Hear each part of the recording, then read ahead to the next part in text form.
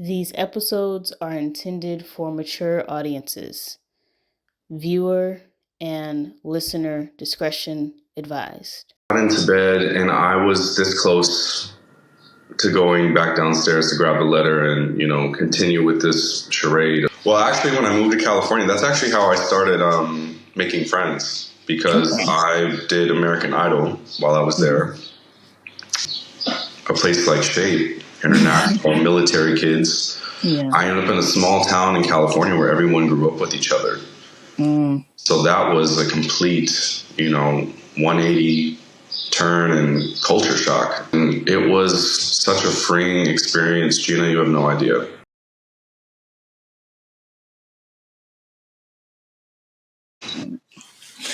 All right. Welcome back to the podcast, guys. Welcome to another Stories of a Dandelion. And today I have Scott Bush. Scott, it's been a long time, but even now, it's amazing to see your face. And back when we were in school together, you were like my big brother.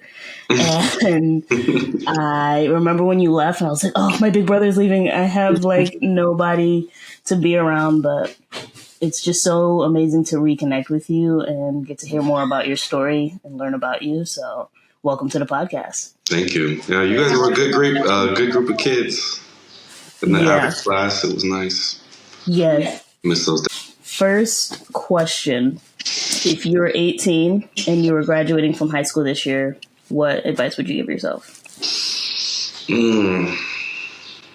I would tell me to just be myself, be your true full self.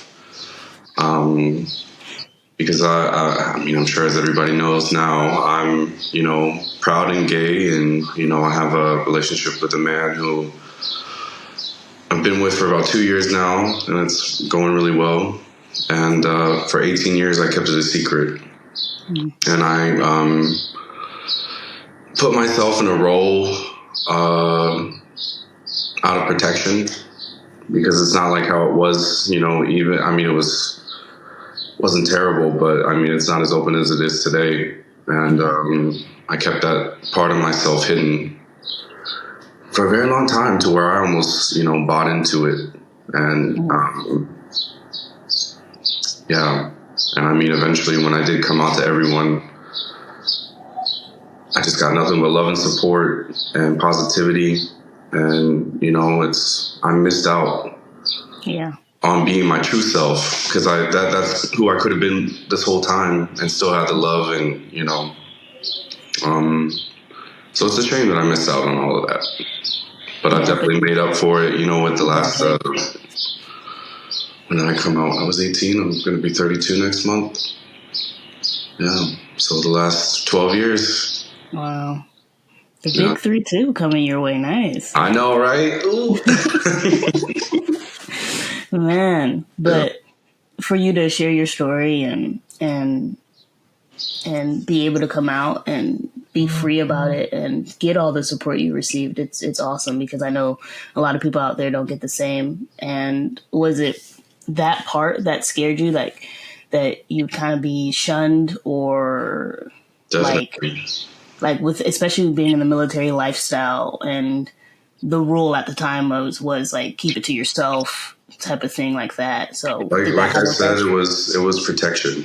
And I received love and support from my parents as well, but my mom also was scared for me and what being gay in this world can mean sometimes. And that was something that scared me as well, that I wouldn't be received by everyone that was in my life, which was totally not the case. I was one of the lucky ones. But yeah, fear. And then also, I can't say that I'm a super religious person, and, we didn't really grow up in the church, although my dad tried. But it was just, also, if it's bad to be gay, then why would God make me this way? Because there'd be times when I was a kid that I would cry, myself to sleep. And it was just the stigma of being gay. It scared the hell out of me. And I did what I had to do, what I thought I had to do. to protect myself. Wow. In high school, kids are mean. Yes. Kids are mean. And middle school, they're high meaner now than they were before. Yeah. So, did it take you working on yourself? Like, did you feel shame on yourself during those 18 years for you to be able to come out? I felt all types of emotions. I mean, shame was definitely one of them. I mean, I think mostly it was fear. It was fear of being accepted. And then if there is a God up there, am I going to hell, or am I, going to be welcomed at the pearly gates? I mean, and it's a lot for a young person too. Yeah. It's a lot especially for a young working alone. I definitely felt alone. And my sister was the first person to find out. I don't know if you remember Corey. Yes. And this is back in the MySpace days, when you could code and block your comments and stuff on your page. And we were little coders back then, because she was able to crack that code and get in there and look at all my comments. And I've been like talking to this guy online, and then that's how she found out. And she kept my secret for a year. Wow. Until one day, then we moved to California from Belgium, and I was secretly meeting up with guys for the first time because I had a car and I was able to, move around. And I would tell my parents one thing, but I'd always tell Corey where I was going, in case something happened. Yeah. And then it began to be a lot for her, because she's over here lying to my parents for me, and she's my little sister, and I'm the one who's supposed to be looking out for her, and she's over here looking out for me. Yeah. And it took a toll on her, but she did keep my secret. And then one day I decided I was going to write a letter, and I did. Excuse me. And I read it to her, and she was like, "Damn, this is good stuff." And so I went and I left it by the coffee pot. And then I went, it was like a Thursday night. Next day was Friday. Had to go to school. And so I got into bed, and I was this close to going back downstairs to grab the letter and, continue with this charade of, and I fell asleep. I fell asleep, and then I woke up to my mom rubbing my back. Yeah. And she said, "Scotty, I love you. Give me a hug with your big gay self." That's what she said. I love it. So, that's awesome. The acceptance, it was a little more difficult for my dad. I mean, he's from a small town in Nebraska, military. And it took him quite a while, I would say. I mean, I knew that he loved me, and, there wasn't any doubt about that. But it was difficult.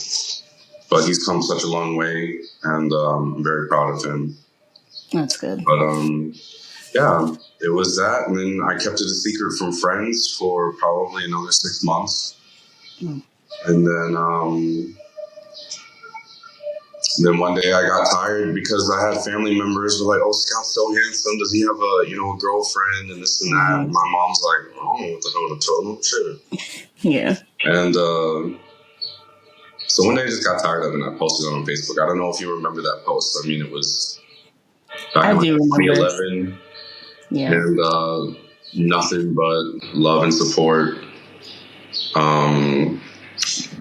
Mr. DeBose sent me a message on Facebook one day, and he told me that his daughter, I believe her name is Faith, that she had come out, and he was like, "It has a lot to do with you and you being so strong," and that kind of paved the way for her to feel comfortable to come out. And I don't know if I should be sharing that or not. If that's, but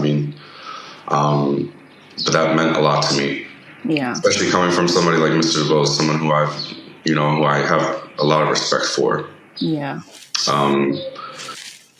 But yeah, that was also a tough decision, because my dad was pissed when he found out about what I had done, because he's like, you don't have to let the whole world know. And Also, that's no way for your family to find out. My mom's family already knew, but they're like open and, Yeah. you know, oh, we knew he was gay. It's all right. You know?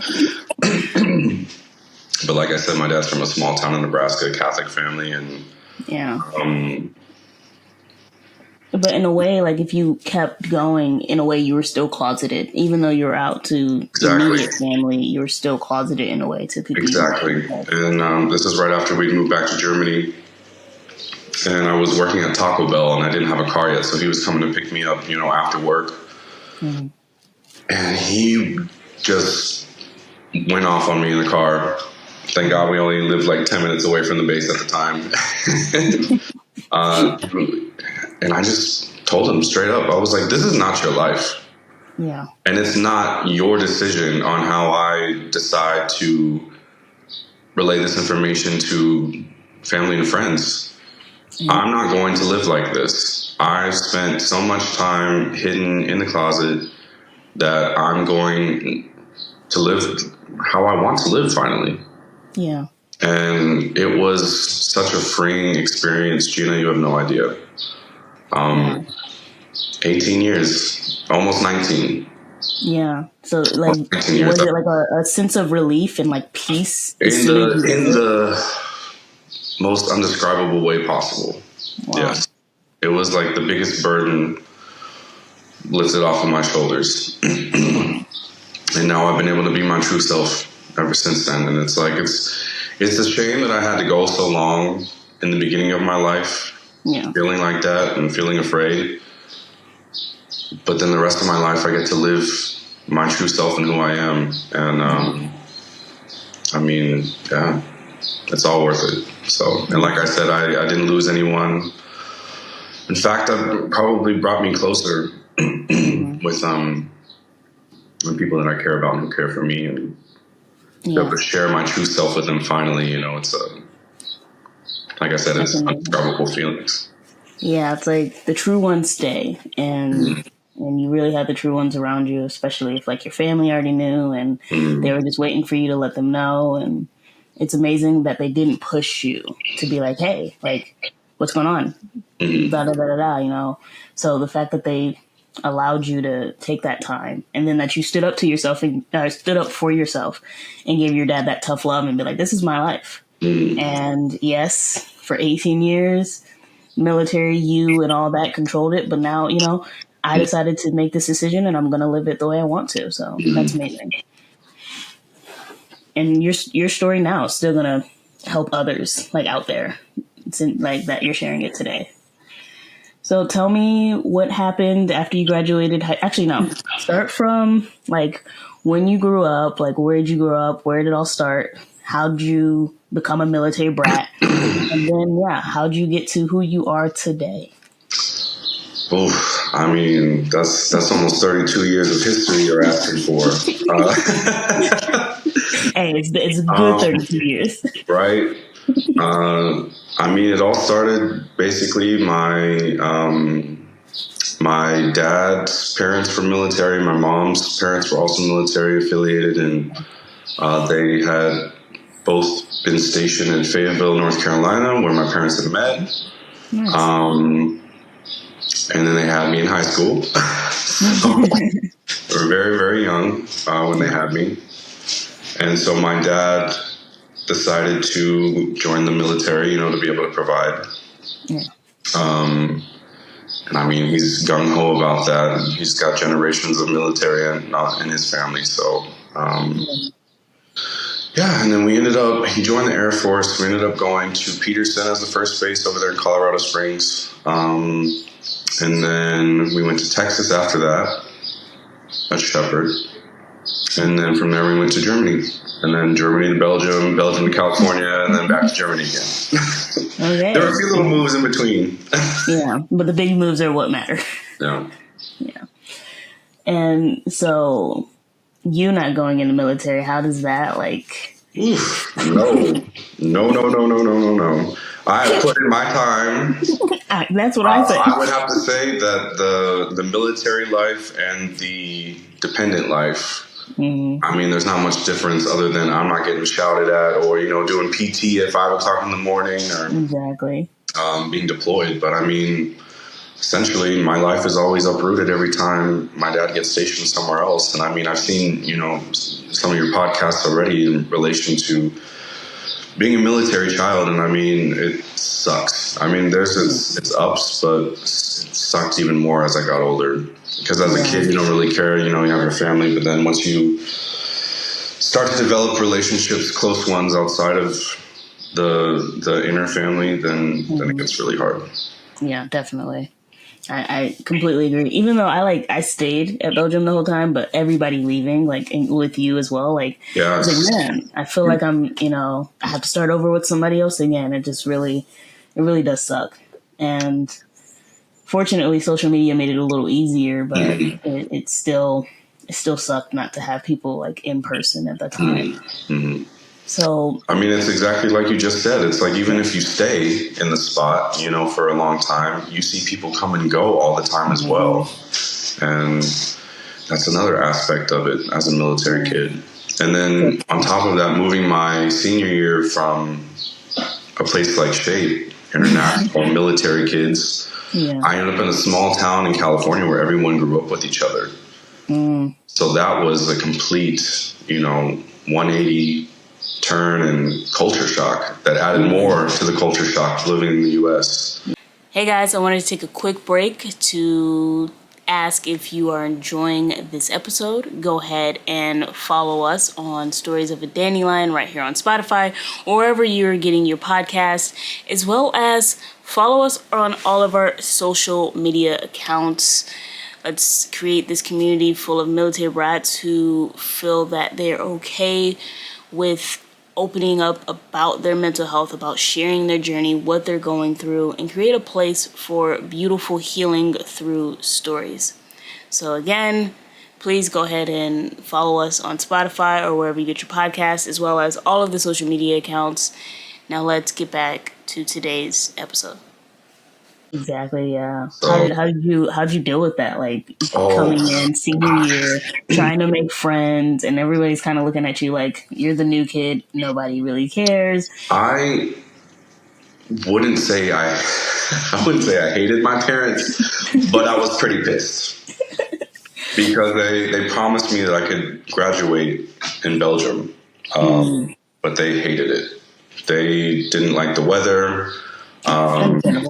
My dad didn't like his job. And so they were like, yeah, sorry, son, we're not going to extend another year. So that was really devastating. And then Did you try to live with somebody else to stay in Belgium? No, my parents would not allow that shit. My mom was like, I'm not leaving my baby. I don't care how big he is. Because my mom said she was going to, if she had to move to Germany or back to the States, she would have left me with my friends so I can graduate with them, even though it meant, she wasn't going to be there. She understood, how important it was. So I thought maybe, you tried to be like, hey. I think, of course, as a teenager, you mention things like that, but, I mean, I knew it wasn't going to happen. Yeah. But yeah, I mean, it was a long adjustment period, 6 months probably. Wow. And also at the same time though, did it make you feel make it easier to kind of, did it make it easier to come out? Cause you're in this new place, nobody really knows you. You kind of can be. I didn't tell anyone. Yeah, you said after, yeah. During the school year, and honestly, I didn't even really become friends with me and my sister ate lunch together every day for 6 months because we were just like, what the hell, this is weird. And then of course people ask you where you're from, and then you tell them, all the places that you've been and you've lived, and then sometimes it might come off as bragging when it's just the truth. And there was at one point the principal had come over to us and was like, how are the Belgians doing? And then Corey was like, we're American. That's so weird. Yes, you come from a you came from a different country, but you didn't, like, you're not that nationality. You were Yeah. born in the United States. Yeah. It's weird feeling like a foreigner in your own country. Mm-hmm. So you moved back to Germany. Mm-hmm. How's life there? You think life is a lot easier, like a lot more just chill? I mean, we have German in our life. We've always had it. My grandmother's German, and it's a part of who I am. I speak the language. I've lived here over half of my life, and for me, it's home. And it's not to say that it's better than living in the U.S., but there's definitely some things that are better over here. Yeah. And I mean, I'm happy. I'm happy here. That's good. So what do you do now? Like, what's your job? Oh God, I work at a bank. Don't sound so excited. I mean, I hope nobody from my job comes across this video, but I hate my job. But the money's damn good. So I understand. You get the job done, get the money, and call it a day. Yup. My debts are slow. Well, actually, quickly being paid off with all of with the funds. And it's not my dream job. I'm gonna finish it out in 2025. Will be my 5 years, and that's when I get fully vested with the 401k. And then I'm gonna try and search for something on the German side. I want to get into like the realtor business. Okay, nice. I was about to ask you, like, singing career, what happened there? Because I do remember we were trying. Yeah, trying. Well, actually, when I moved to California, that's actually how I started making friends, because I did American Idol while I was there, and I didn't get very far. And then they had a pep rally where they were looking for someone to sing the national anthem, and apparently this one girl was the one who always sang it. She was like the Shire Hawkins of Dixon, California. Yes. And she was always singing the national anthem, for the pepper rallies and all the functions and everything. And then she was also a senior. And then this year I had gone and auditioned with the student council because they're the ones who decided. Okay. And I got it. And so I sang the national anthem at the pepper rally, and everyone was like, "Oh my God, you're so good, blah, blah, blah. You're the guy who said," like, all over town. I was running into people from the high school, if I was at the store or at the local Wendy's or something, They're like, "Oh, you're that guy who," and then I got invited to house parties or, they would do like tailgating. And I mean, when you think California, you don't think this type of like small town living, but that's where it was. I mean, the day says it all, Dixon, California. So. Okay. But yeah, and then after that, I just did some singing with friends. I had one friend of mine who I worked with, a Macaroni Grill. He was a rapper, and he had me on a couple tracks, and then just some friends with guitars and pianos and just jam sessions. And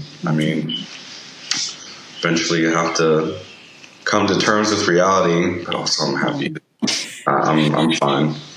Yeah. I sing for myself now. How did you transition though? How did you transition out of that? Like being like, okay, this dream, it might not money. I like nice things. So it's like either I'll be a starving artist or I'll have a mouthful of chips. So what's it going to be? Yeah. I get it. I understand. You might boohoo for a minute, but you got what you need. You got the warmth, the bed. So what got you interested in realty? So I have always had like this passion for interior design, and then I love watching House Hunters. Like, I love it. Oh yeah. And House Hunters International in particular. And you get to move and you get to tour different homes and try to help imagine these spaces for the, I don't know if they're customers, if that's what they're called.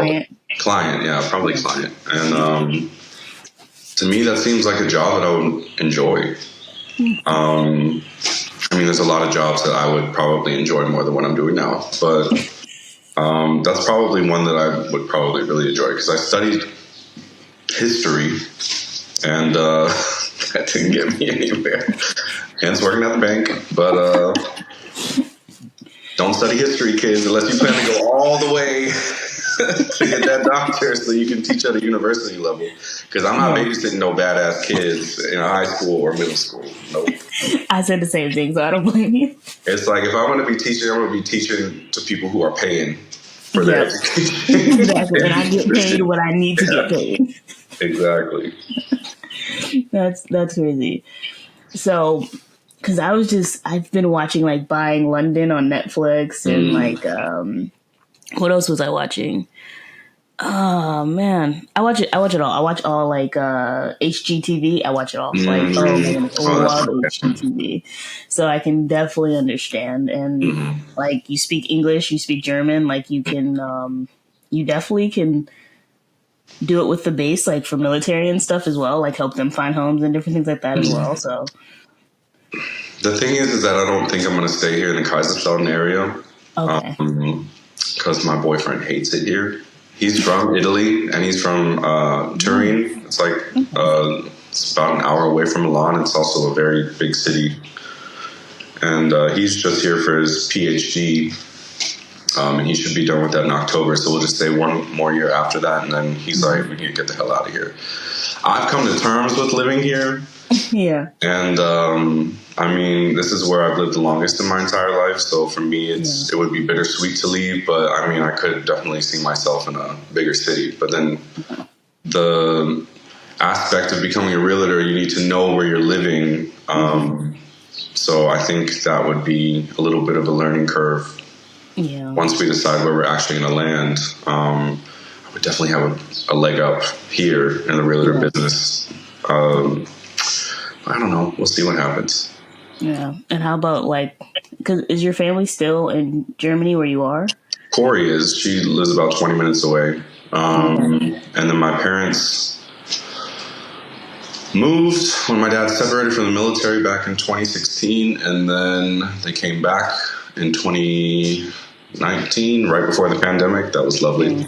And my youngest sister, she came back too, and she was pregnant at the time and then gave birth to my niece over here. Okay. And then she moved back with my niece probably about a year after that, and then my parents followed, you know, because she's a single mom. And so they're currently living in Kansas. I mean, they'll probably be back. I mean, like I said, Germany is a part of our family, so they'll be back. Yeah. So like I guess you're okay with like moving away from Germany for a little bit. Like, you think you would come back after a couple of years, like in a different place? Oh no, we're gonna stay in Germany. Oh, you're staying in Germany. Okay, I thought you meant like maybe he's fine with Germany. He's just not fine with Cape Town. Okay, got you. He's like, I'm gonna blow my brains out if I have to stay in Cape Town. I was like, it is not that bad. And we're getting too old. He's gonna be 30 this month too. And I was like, we're getting too old to party hardy in a big city. So, yeah. So to kind of find like a little town or something. Yeah, I mean, I told him too. I was like, you know, we could move to Italy someday because this weather does get old pretty quick. You know how it is. Belgium, Germany, it's all the same. Yeah. And maybe some sun for like a year, and then maybe come back to Germany. We'll see. Okay. So, final question. Tell me, where do you see yourself in 5 years? Hopefully still alive. I mean. And that's it. Cut with it. You know, I ask myself this question a lot, and I see myself hopefully happy and content with what I'm doing, having a purpose, and feeling okay when I get up to go to work, because I feel like life is too short to hate what you're doing. And even sometimes the money aspect of things isn't worth it. It's not worth your mental health. It's not worth even your physical health, because when your mental health is in the, gutter, then your physical health isn't too far behind. And I hope that I have a job that I'm passionate about, and happy, basically. That's good. So, marriage on the horizon, possibly, maybe? We talk about, it'll be 2 years in October that we've been together. I mean, this is the healthiest relationship I've ever been in. And before I met him, I was single for 7-8 years. Because that was another thing, once I came out of the closet, I was playing catch up for all the dating that I missed, in high school, and dated one guy to the next, and then finally I was just like, okay, I need to just chill and get to know myself and, experience being single. Yeah. And when I met David, it was nice. He's a Cancer too, just like me. His birthday's 2 days before mine, and that's cute. He's a really great guy. He cooks. I don't cook. He's Italian too. That pasta be on point. Oh yeah, he throws it out in the kitchen. Oh gosh.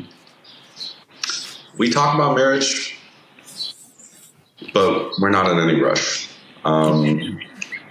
We'll see how it goes. As of now, we live together and we have a dog. We're happy. We're actually going on like a 2-week road trip to the Balkans with our dog at the end of the month. And there's potential. There's potential. That's good. Yes. Oh, Scott, I'm just happy to reconnect with you. I've missed you so much over the years, and I don't think I realized it until I saw your face. I remember you so small and tiny. Still small and tiny. I'm not grown since. It's so unfortunate. I'm still that 5'1" person. But yeah, it's great. It's been great talking to you and catching up. And please stay in touch. I would love to continue to hear that your life is going well and everything. I know that with life going on, we can't talk every day, but hey, let me know. If you need anything, I'm here. I'll send whatever I need to send over for you. I'm here.